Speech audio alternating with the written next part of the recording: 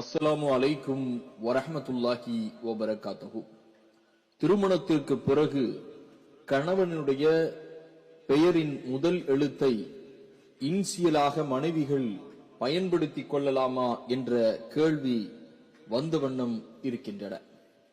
அதன் அடிப்படையிலே அதனுடைய கேள்விக்கு பதில் சொல்லக்கூடிய விதத்திலே புகாரி என்கின்ற நபிமொழி தொகுப்பிலே 103வது ஹதீஸாக இடம்பெறுகின்றது.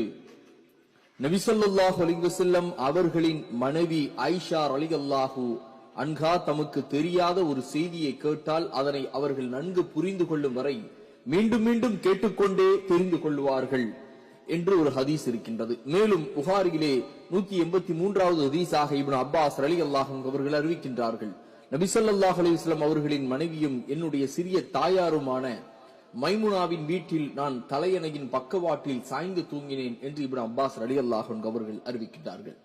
இந்த இரண்டு ஹதீஸும் நபி ஸல்லல்லாஹு அலைஹி வஸல்லம் அவர்களுடைய மனைவிகளை நபி ஸல்லல்லாஹு அலைஹி வஸல்லம் அவர்களை சொல்லி அவர்களுடைய மனைவியை குறிப்பிடுகின்றார்கள். இதன் அடிப்படையிலே நாம் கணவனுடைய பெயரை இன்சியலாக பயன்படுத்திக் கொள்ளலாம். அதே போல இன்சியலாக பயன்படுத்திதான் ஆக வேண்டும் என்ற நிர்பந்தமும் கிடையாது.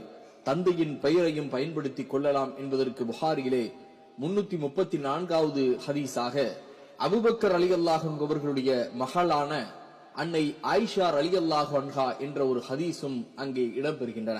ஆக அருமை சகோதர சகோதரிகளே, இங்கே கணவனுடைய பெயரையும் பயன்படுத்திக் கொள்ளலாம், தந்தையின் பெயரையும் பயன்படுத்திக் கொள்ளலாம். ஆனால் கணவன் திருமணம் என்பது ஒரு ஒப்பந்தம். அந்த ஒப்பந்தத்தின் அடிப்படையிலே கணவன் மனைவிக்கு பொறுப்புதாரியாக மாறிவிடுவார். ஆக அந்த அடிப்படையிலே கணவனின் பெயரை